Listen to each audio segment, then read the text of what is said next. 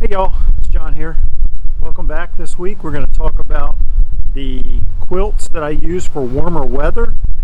So stick around and I'll show you the setup for that and give you the details.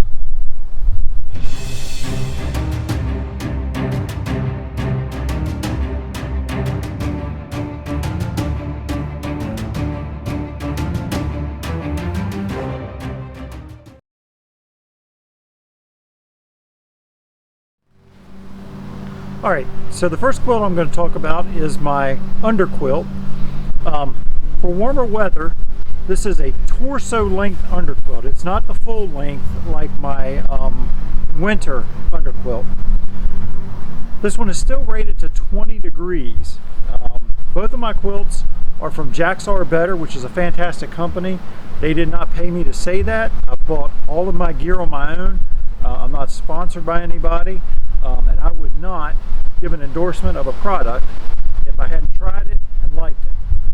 The goal tonight, the temperatures are supposed to go down to about 30 degrees. So my goal tonight is to use my torso length underquilt, which I've used with my E&O hammock. I've never used it with my Darien. And then I'm going to use my 40 degree top quilt, which I'll show you in a minute, to see if I can get it down to 30 degrees and still remain comfortable. Might as well test these out in my backyard, where if I get really cold I can go inside or grab another quilt and readjust. So makes sense. So again, this is a torso length underquilt. It has its own suspension system that attaches to the hammock. This underquilt is rated to 20 degrees and is 800 fill. It also has an active dry down treatment, which helps protect the down and keep it dry. It comes standard with a 25% overfill of down and weighs 17 ounces.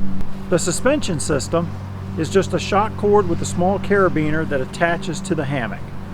I'll show you that setup in just a moment. Okay, my top quilt is the Shenandoah top quilt, also from Jack's R Better. It is also an 800 fill quilt with a 25% overfill. It is also treated with the active dry treatment, which is a system that helps keep your feathers or your down lofted and dry in damp and wet conditions. This quilt, top quilt, does not have a sewn in foot box, but rather it snaps in. It has the snaps which go to the which create the foot box, which can be opened up and pulled over you as a blanket in warmer temperatures. Right now I have the foot box sealed up. As you can see, the foot box opens up by unsnapping it, and you can just pull it up over you as a blanket. I keep mine closed up to use as a to keep the warmth and stuff in for this time of the year. I have not taken this quilt down to temperatures that I'm going to take it down tonight. I think in the upper 40s, lower 50s is as cold as I've had this one. So tonight it's going down to 30 degrees, and I'm going to test this quilt out so I can be better prepared when I get back on the trail. All right, stick with me and I will get the hammock set up and show you how to set up the underquilt. One other piece of gear I want to highlight is my Sea to Summit Thermolite Reactor Series sleeping bag liner. This thing is not very thick. It's almost see-through material. It's supposed to give you an extra 5 degrees of warmth. That's not a lot. I don't count on that. What I primarily use this for is to keep my body oils and dirt and stuff like that from a day of hiking off of my quilts. So that helps my quilts not to stink and get dirty so quickly. This is easy enough to just ball up and throw in the washer when you're ready to or when you're in town doing laundry.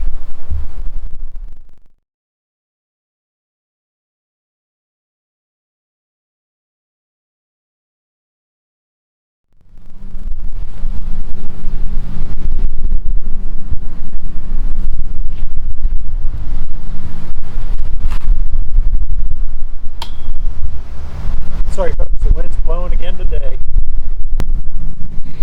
Okay, well, due to the wind blowing, I had to set this thing up without recording it. So I'm going to take you through and show you what I've done now. As you can see, I've got the Greylock 3 torso length underquilt hanging underneath the hammock.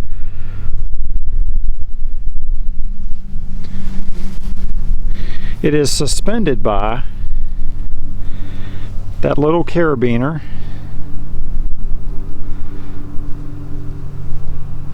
and a piece of shock cord. The other piece of shock cord you see is from the full length Underquilt suspension system, but what I do is I use that and the two carabiners that come on the end of that, and I use two pieces of shock cord which I had previously attached to the Underquilt using a figure-8 knot, and that keeps this Underquilt here from sliding down on both ends. So I have that on both ends, and it keeps it pretty much steady in place under my upper body, or my torso basically, from my shoulders down to about my knees. Otherwise this thing would slide down one way or the other, and then you would have cold spots.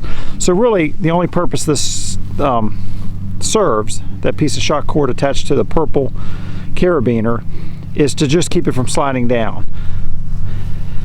This Underquilt has a channel that runs the length of it, which allows it to slide along that axis basically.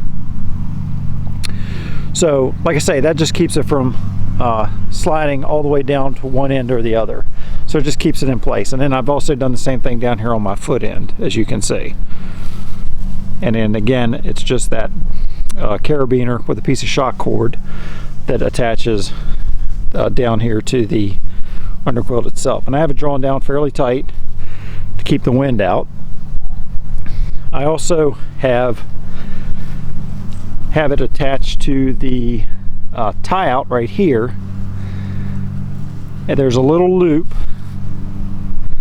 that goes from the Underquilt, and I pass my tie out through that loop. It's kind of hard to see with the zipper tie downs here. So what that does is that just attaches through there and then runs down. Right now I've just got it tied to a brick instead of a stake. Same thing on the other side.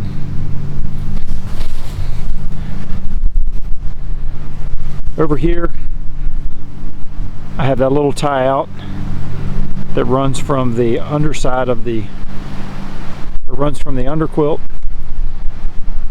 runs through the tie down to another brick that just keeps it. That's just for the asymmetrical lay that keeps the hammock kind of diagonal. You can see the wind's blowing really hard. It's kind of a pain to work with out here in the open. Alright folks, so we're all set up and ready to sleep out here in the backyard tonight. Like I said, temperature's going down to 30 degrees. We're under a freeze warning for tonight.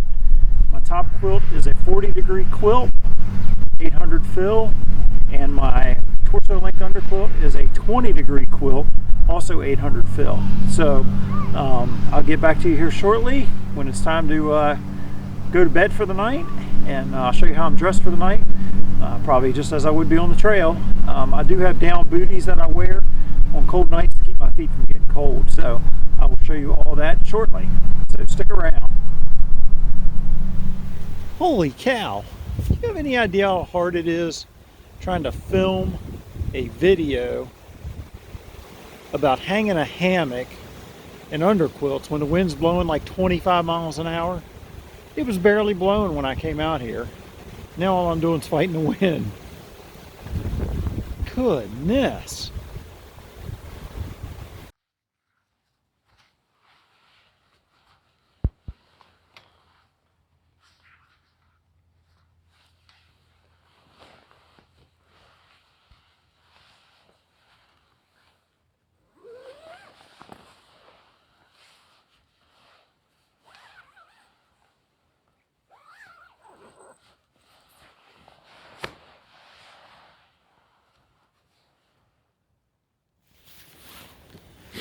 Hey y'all, it's about 9:30. It is now down to 39 degrees. So I'm dressed basically as I was on the trail. I do have on my base layer smart wool. It's merino 250 smart wool base layer. I'm wearing my puffy, my alpaca hat. I have on smart wool socks and my down booties. So Testing out this 40-degree quilt tonight. We'll see what happens when it gets down to probably around 30 degrees. They're calling for it to be as low as 29 at 6 a.m. So we'll see. All right, good night, everybody. I'll see you in the morning. Let you know how it goes. Morning, y'all. Last night was a good test environment for my 40-degree top quilt. When I went to bed at 10 p.m. last night, it was down to 39 degrees. And this morning at 5:15 when I woke up, it was 31 degrees. So again, the Shenandoah 40-degree top quilt performed really well, and I'm happy with it. I stayed warm. There was no wind last night. It started out being a clear, starry sky. Woke up this morning, it was a little cloudy, so that might have kept the temperature from dropping down in the high 20s. Once again, I used the Greylock 3 Underquilt. I've used that for years, as I mentioned previously. It kept me warm, no cold spots underneath. So again, it's just the first time I've used it with this particular hammock. So it was secure, it stayed under me, kept me warm. So thanks for watching. Remember to hit that like button, subscribe to my channel, ring that notification bell so I can send you new videos when they come out. And as always, thanks for watching, and